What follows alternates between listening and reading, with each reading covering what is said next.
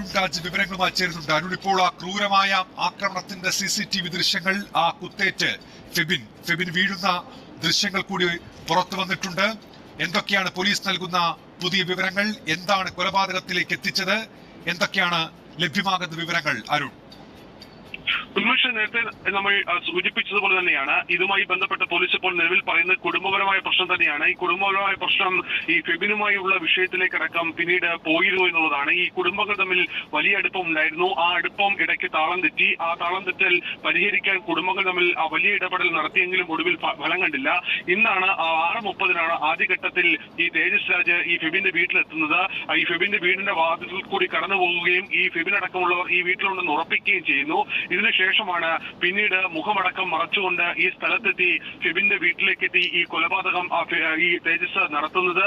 ഏതായാലും ഈ തേജസിന്റെ ഈ ഇടപെടൽ അല്ലെങ്കിൽ തേജസ് ഇത്ര പെട്ടെന്ന് പ്രൊവോക്കേഡ് ആവാനുള്ള കാരണങ്ങളിൽ ഈ കുടുംബ പ്രശ്നങ്ങൾ മാത്രമാണ് എന്നുള്ളതാണ് പോലീസ് ഇപ്പോൾ ഉറപ്പിക്കുന്നത്. ഫെബിന്റെ കുടുംബത്തിനോ മറ്റ് രാഷ്ട്രീയ പശ്ചാത്തലങ്ങളോ മറ്റ് പ്രശ്നങ്ങളോ ഒന്നും തന്നെ ഉള്ളവരല്ല. ഫെബിൻ നാട്ടിലെ കൂട്ടുകാരുമായി അടക്കം തന്റെ സഹപ്രവർത്തകരുമായി സഹപാഠികളുമായി അടക്കം വളരെ കാര്യമായി ഇടപെടുന്ന ഒരു ചെറുപ്പക്കാരനാണ്. അതുകൊണ്ട് തന്നെ പോലീസ് പറയുന്നത് മറ്റ് വിഷയങ്ങളൊന്നും തന്നെ വീട്ടിൽ കയറി കുത്തിക്കൊന്നു. ഫാത്തിമ കോളേജിലെ BCA വിദ്യാർത്ഥി ഫെബിൻ ജോർജാണ് അതിദാരുണമായി കൊല്ലപ്പെട്ടത്. ഫെബിന്റെ സഹോദരിയുടെ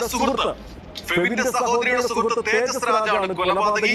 കൊലപാതകത്തിന് പിന്നാലെ തേജസ് രാജ് ട്രെയിനിന് മുന്നിൽ ചാടി ജീവനൊടുക്കി. നമ്മൾ നേരത്തെ പറഞ്ഞതുപോലെ രാത്രി 7 മണിയോടെയാണ് ഈ സംഭവം നടക്കുന്നത്. കാറിലെത്തിയ തേജസ് രാജ് ഫെബിന്റെ വീട്ടിലേക്ക് എത്തുന്നു. വീട്ടിലേക്ക് പെട്രോൾ ഒഴിക്കുന്നു. പുറത്തിറങ്ങി വന്ന ഫെബിനെ കുത്തിക്കൊല്ലുകയായിരുന്നു. ഫെബിന്റെ അച്ഛനും കുത്തേറ്റു. കുത്ത് കിട്ടിയ ഫെബിൻ വീട്ടിൽ നിന്ന് ഇറങ്ങി ഓടി.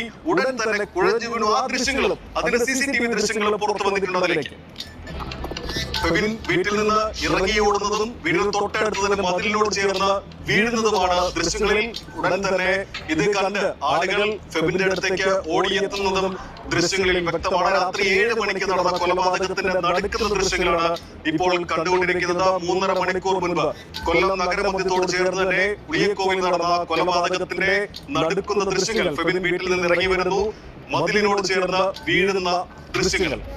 ഉളിയക്കോവിലെ വീട്ടിൽ ഞങ്ങളുടെ കൊല്ലം റിപ്പോർട്ടർ മിഥുൻ സുധാകരൻ. മിഥുൻ, എന്താണ് കൊലപാതകത്തിന് കാരണം? പോലീസ് എന്താണ് പറയുന്നത്? തേജസ് രാജിന്, അതായത് കൊലപാതകിയായ തേജസ് രാജിന് ഈ ഫെബിനോട് അല്ലെങ്കിൽ ഈ കുടുംബത്തോട് ശത്രുത വരാൻ കാരണമെന്ന്? തേജസ് രാജും ഫെബിന്റെ സഹോദരിയും ഒന്നിച്ചു പഠിച്ചവരാണെന്ന വാർത്ത, ആ റിപ്പോർട്ട് മാത്രമാണ് നിലവിൽ നമ്മുടെ മുന്നിലുള്ളത്. മിഥുൻ, ആദർശ്, ഈ കുടുംബത്തെയും അതുപോലെ തന്നെ ഈ കൊലപാതകിയായിട്ടുള്ള, അതായത് ഈ കൊലപാതകത്തിന് ശേഷം ട്രെയിനിന് മുന്നിൽ ചാടി ആത്മഹത്യ ചെയ്ത തേജസ് രാജിനെയും ബന്ധിപ്പിക്കുന്ന ഒരേ ഒരു വിവരം എന്ന് പറയുന്നത്, നിലവിൽ പുറത്തുവന്ന വിവരം എന്ന് പറയുന്നത്, ഈ തേജസ് രാജും അതുപോലെ തന്നെ കൊല്ലപ്പെട്ട ഫെബിന്റെ സഹോദരിയും ഒരുമിച്ച് പഠിച്ചിരുന്നവരാണ് എന്നതാണ്. എന്തായാലും അതൊക്കെ ഈ കൊലപാതകത്തിലേക്ക് നയിക്കുന്ന എന്തെങ്കിലും വിവരങ്ങളിലേക്ക് എത്തുമോ എന്ന് തന്നെയാണ് പോലീസ് പരിശോധിക്കുന്നത്. അതായത് വലിയ ഞെട്ടലോടുകൂടി ആണ് ഈ രാത്രി കടന്നു പോകുന്നത്. ഇന്ന് രാത്രി 7 മണിക്കാണ് ഈ ഉളിയക്കോവിലിൽ നമ്മൾ ഈ കാണുന്ന വീട്ടിലേക്ക് തേജസ് രാജ് എത്തുന്നത്.